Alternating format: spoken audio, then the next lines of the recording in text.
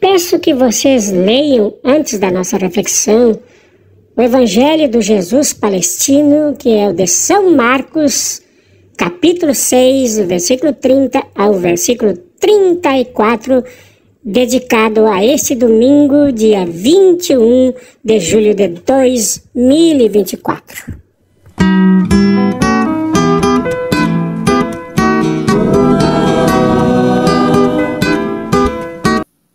Este evangelho necessariamente é continuidade da reflexão do domingo passado. Quem não acessou o vídeo, por gentileza, queira fazer isso para entender melhor a reflexão de hoje e também a reflexão do domingo passado. Ele continua a partir daquele momento que Jesus chamou os seus discípulos e os enviou de dois em dois para os povoados ali ao redor da Galileia. Esse evangelho é continuidade disto, porque bem claro no evangelho de São Marcos, como também em outros, mas aqui em especial, é que se Jesus envia, este envio implica em afastamento daqueles que se tornam seus apóstolos, seus enviados, apóstolas, suas enviadas, para o meio do povo, para dentro das realidades que vive o povo. E se eles se afastam para o meio do povo, eles deverão retornar. Quem vai, volta. Quem fica, novamente será enviado. E foi isso que ocorreu. Eles retornaram. E este retorno é o centro desse trecho aqui do Evangelho. Porque ao retornar, eles retornaram exatamente para quem os tinha enviado. Para o centro do envio. Para o conteúdo do envio. Para o significado do apostolado. Jesus.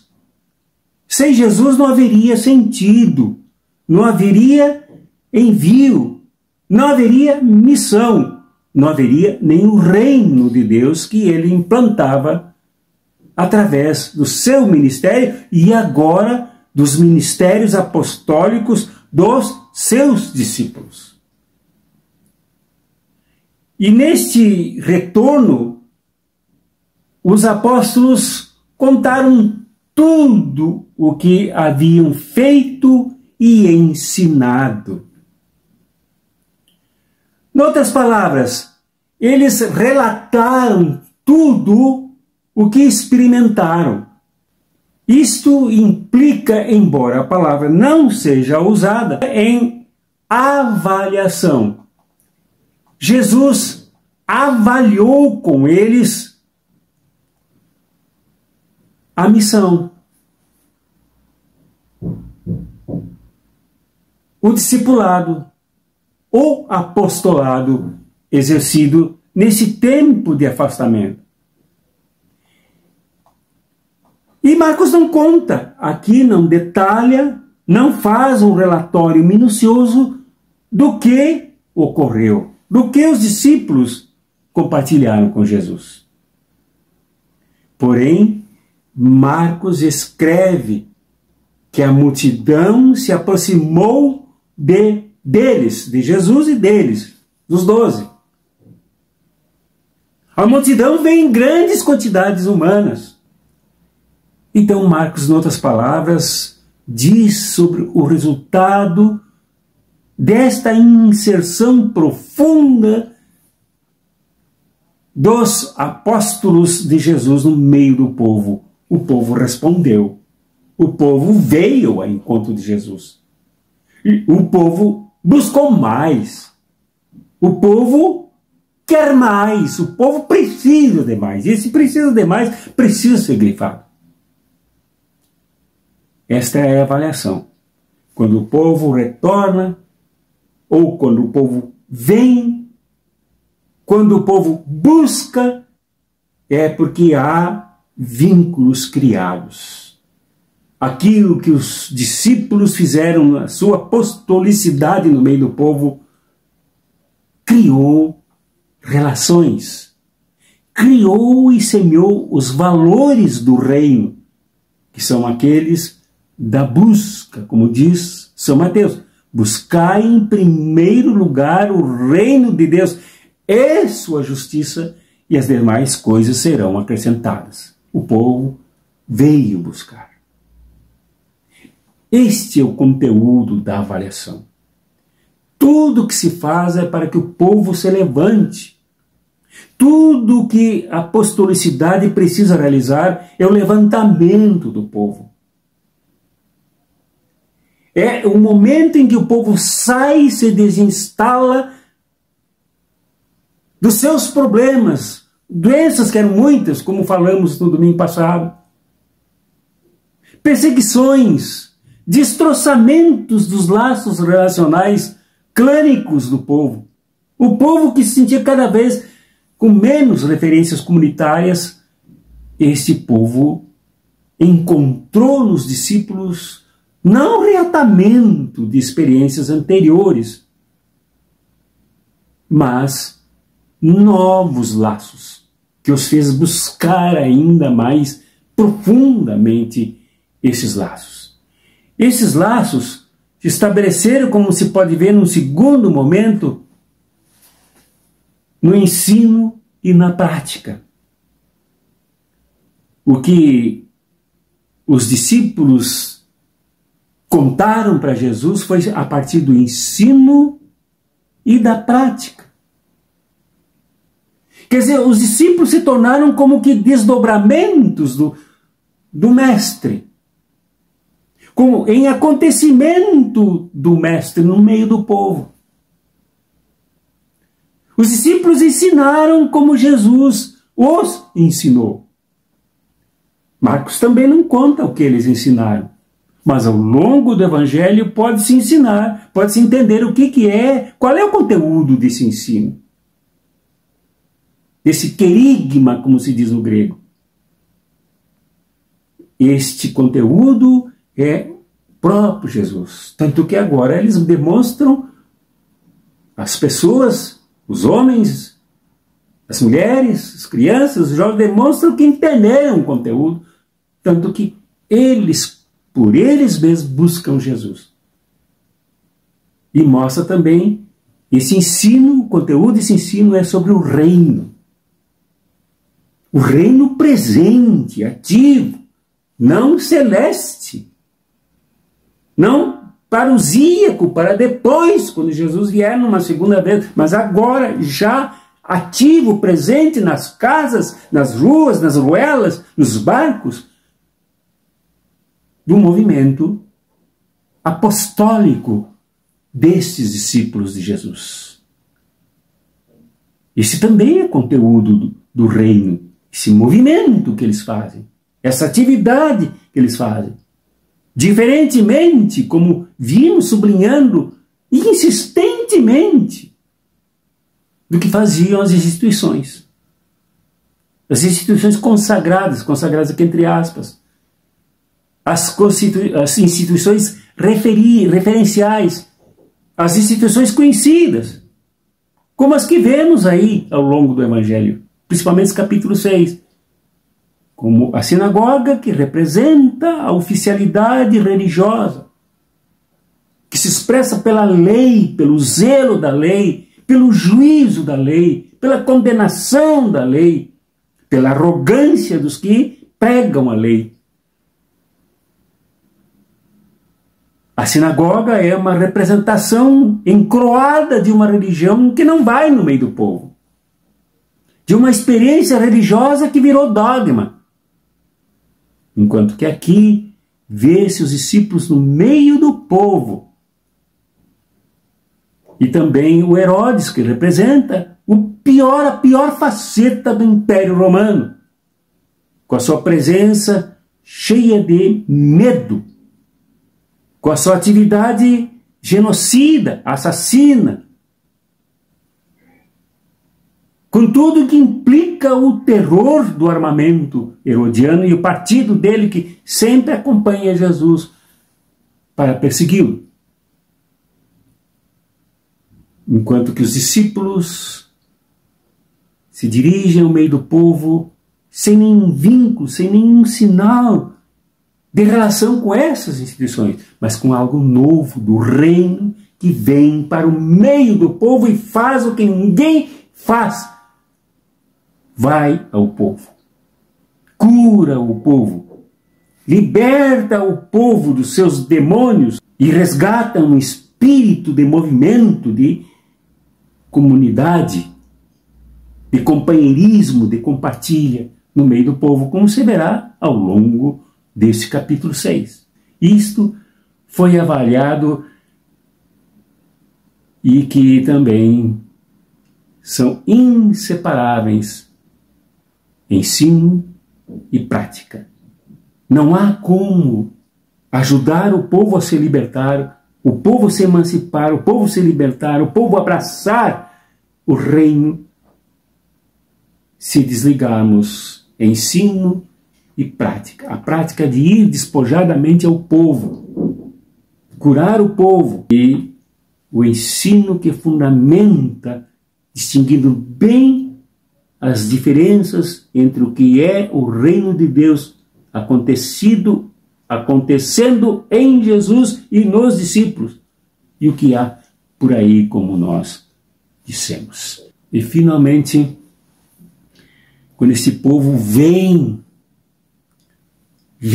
quase junto com os discípulos que voltam para Jesus, para esse encontro, para essa avaliação, para essa espiritualidade de aprofundamento do sentido apostólico do discipulado, o sentido discipular da apostolicidade. Os discípulos são discípulos de Jesus e se tornam apóstolos porque são enviados por Jesus. Estas são duas forças indesligáveis, discipulado e apostolado. E aqui então, quando a multidão vem e impede inclusive o momento de encontro, de avaliação, de alimentação dos discípulos com Jesus, e que Jesus aconselha, sugere a eles também cansados, que se afastem para um lugar deserto para descansarem um pouco. Marcos usa um verbo impressionante, que deveríamos conhecer mais, experimentar mais, que deveríamos valorizar mais. O verbo ver. Ver que não é só com os globos oculares, oftalmologicamente. É ver a partir da perspectiva do reino, que é uma base nova para um movimento novo. Não ver como viam as instituições, o Estado imperial, o Estado religioso implantado de forma cronicamente opressora, através do templo, através da religião, através do rabinato, todos desviados, como diz Jeremias no capítulo 23, uma das leituras aqui, nesse domingo. O povo foi abandonado e se tornou ovelhas dispersas, machucadas, sangrando, perdidas e morrendo pelos descaminhos. É isso que representavam as instituições. Agora o olhar de Jesus é o olhar da compaixão. Essa palavra é riquíssima aqui em São Marcos. Compaixão. E a compaixão é transcender-se de si mesmo, ir muito além das suas necessidades, como por exemplo agora, quando os discípulos precisavam descansar, quando Jesus precisava se sentar com eles, a multidão chegou, eles abandonaram toda esta ideia e receberam a multidão, porque Compaixão é isso, é movimentar-se bem para além daquilo que é necessidade, que pode ser deixada para depois, de quem se insere no meio do povo. Jesus viu a multidão que se movia como um rebanho sem pastor. Jesus não só viu o movimento das pessoas, mas o abandono das pessoas apesar deste movimento. Jesus viu-a, teve compaixão da multidão e viu a multidão.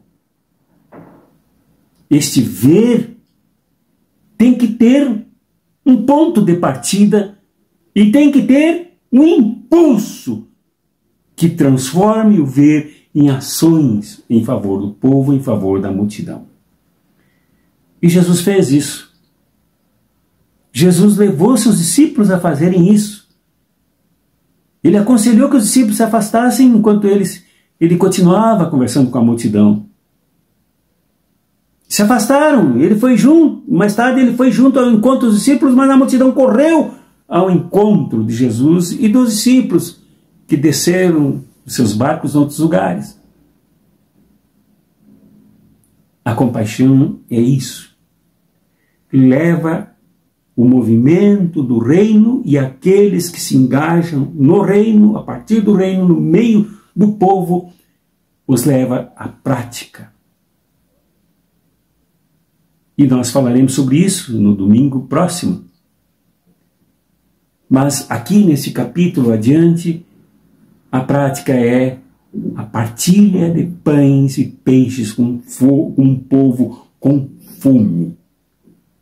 E se ovelhas abandonassem, fica a ovelha sem pastoreio, sem pasto, sem alimentos.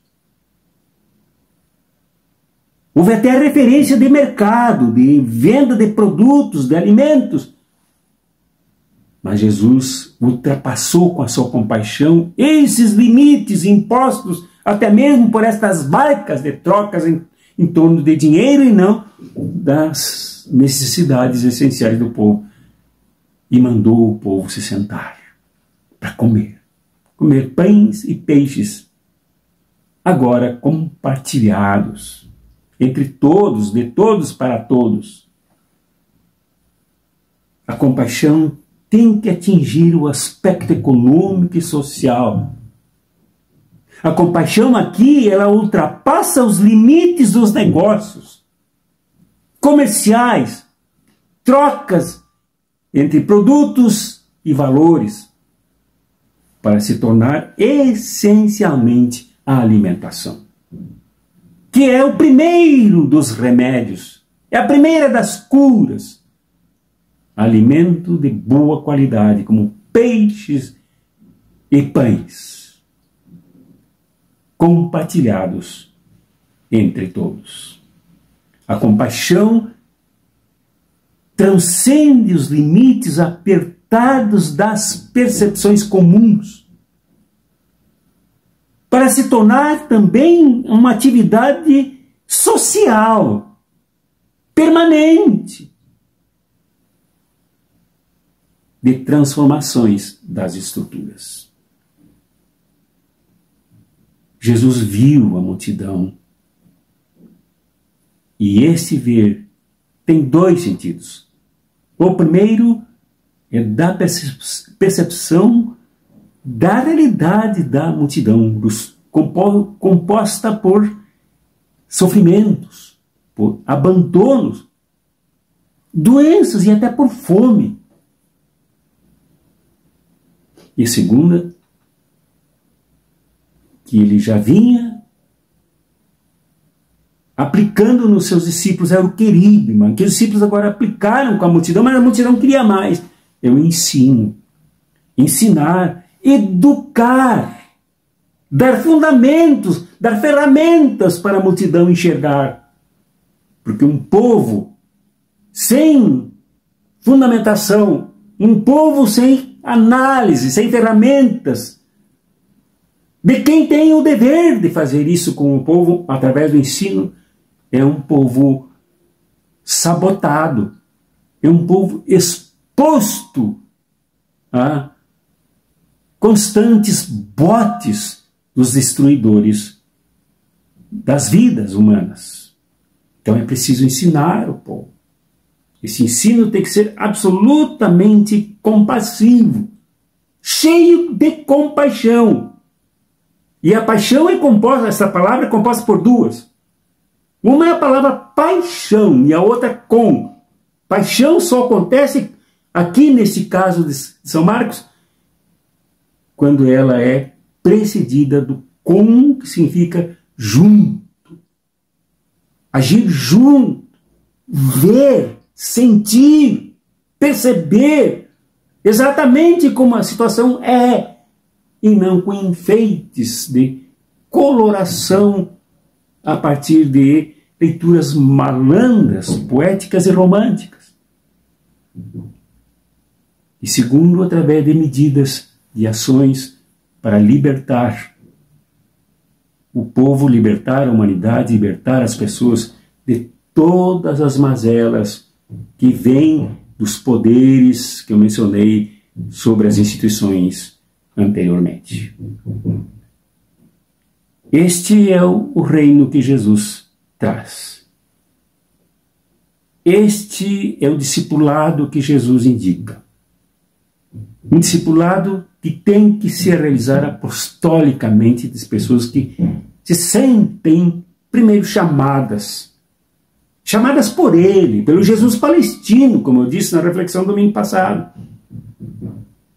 Pelo Jesus, aquele Jesus que passou pela carpintaria, que foi expulso da sinagoga da sua Nazaré. Pelo Jesus que não desiste do povo. Pelo Jesus suado, empoeirado, convivendo com esse povo. É isto que precisa ocorrer. E não a partir de programas e plataformas financeiras e financistas, de instituições religiosas que se estabelecem por aí, centradas em estatísticas, em relatórios, para mostrar que naquele ano houve crescimento, na verdade inchamento, com mais e mais gente, sem ensino e sem a percepção da prática apostólica dedicada, sacrificada, entregue de quem luta com e pela multidão. No mundo com deficiência de infraestrutura, água, esgoto, ruas. Mais de 9 bilhões de pessoas nessas condições. Pessoas com fome. Pessoas entregues à mais absoluta e radical miséria. Porque alguém tipo Herodes, alguém tipo templo, alguém tipo culto do rabinato, rouba e se atravessa pelo caminho para desviar os recursos do próprio povo. Por falta do reino, por falta de apostolicidade revolucionária que transforme esta situação. É um apelo para que nós olhemos para o ímpeto do ver de Jesus, da compaixão de Jesus, e também nos movamos em direção ao povo. Esse é o grande apelo. Esta é a grande dica evangélica para esse domingo e para as nossas vidas. Meu irmão, minha irmã, esse é o chamamento para que ultrapassemos os limites de instituições religiosas empobrecidas, empresariais, de negócios, de moeda de troca no uso das pessoas por cargos públicos, visando obter dízimos e recursos para aumentar as suas presenças em televisões, na internet e tal, sem conteúdo do ensino e do engajamento no meio do povo. Este é o apelo, esta é a proposta, este é o reino de Deus que nos conclama para este engajamento com esse Jesus que chama e que envia. E o envio não pode acontecer sem o conteúdo daquele que chama, aquele que é o reino, daquele que veio para servir e não para ser servido. Amém.